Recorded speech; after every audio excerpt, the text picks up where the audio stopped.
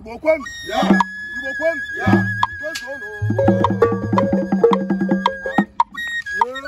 I can let you can anime.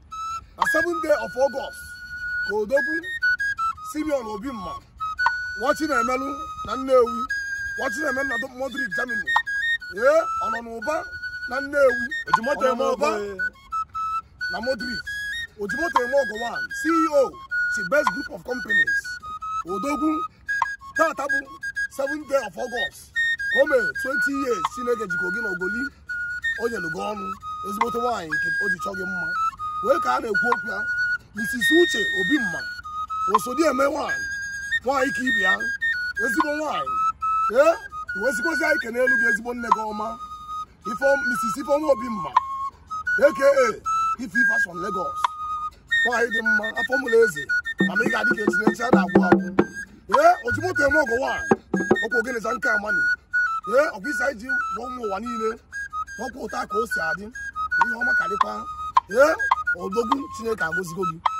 I went out singing a zero again. You know, I'm making a cake. Melugin Odi. Melun for which cause on and uncle. Melun to when I say, I go put a good.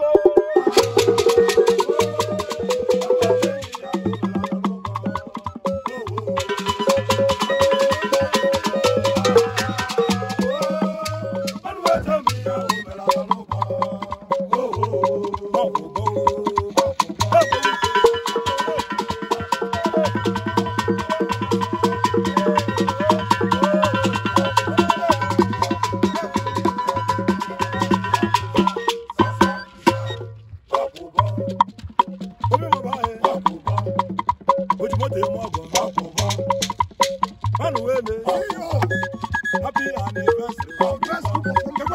20 years old.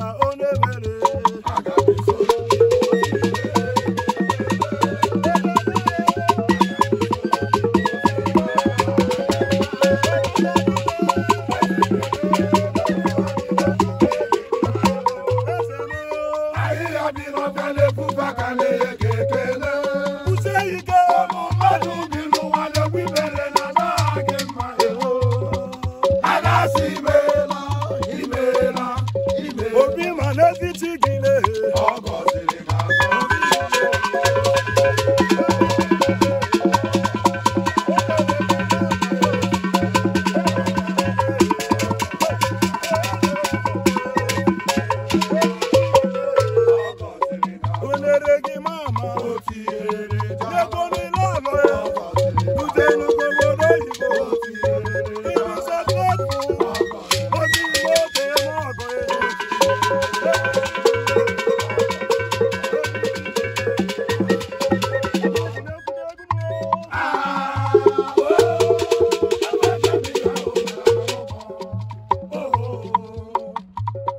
iwesika were ohere a kedu afọ mụrụ odogwu maka na a na-ekwu okwu ojimoto eme ọgọ n'elu ojimoto eme ọgọ n'ala osi onenu daa o nwere envelopu ji ya bụ leta wee bịa ụwa ewesika ikele nnukwute nwaanyị lọlọ afọ mụrụ odogwu ewe na-asị gị na nke ime kata